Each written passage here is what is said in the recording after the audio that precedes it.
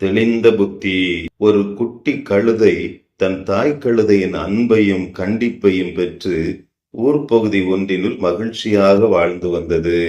நாளடைவில் தன் தாயின் கண்டிப்பிலும் கட்டுப்பாடான போக்கிலும் நிலைத்திருக்க மனதில்லாமல் தன் தாயை பிரிந்து காட்டுப்பகுதியில் உள்ள மற்ற விலங்குகளுடன் சேர்ந்து ஜாலியாக நாட்களை கழிக்க எண்ணி காட்டுப்பகுதியை நோக்கி சென்றது.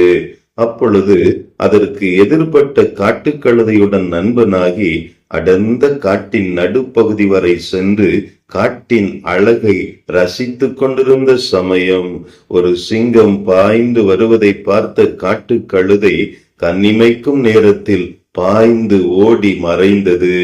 காட்டின் சூழ்நிலை எதுவும் தெரியாத அப்பாவி கழுதை குட்டியோ சிங்கத்தின் பசிக்கு இரையாகி போனது. தெளிந்த புத்தியோடு விசுவாசத்திலும் அன்பிலும் பரிசுத்தத்திலும் நிலை கொண்டிருக்கும்படியாய் வேதம் நமக்கு கற்றுக் கொடுக்கிறதே.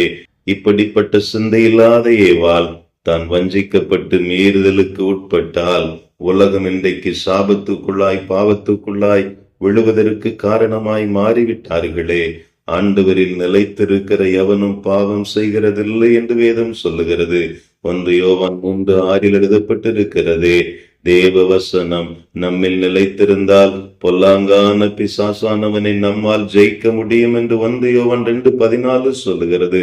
ஒரு நாள், ஒரு மாதம், ஒரு வருடம் மட்டும் நிலைத்திருப்பவன் அல்ல, முடிவு பரியந்த நிலைத்திருப்பவனே ரட்சிக்கப்படுவான் என்று சொல்லி ஆண்டவர் நம்மோடு கூட பேசிக் கொண்டிருக்கிறார். தேவனில் நம்முடைய நிலைத்திருத்தல் எப்படி இருக்கிறது? சற்று சிந்தித்து பார்ப்போமா?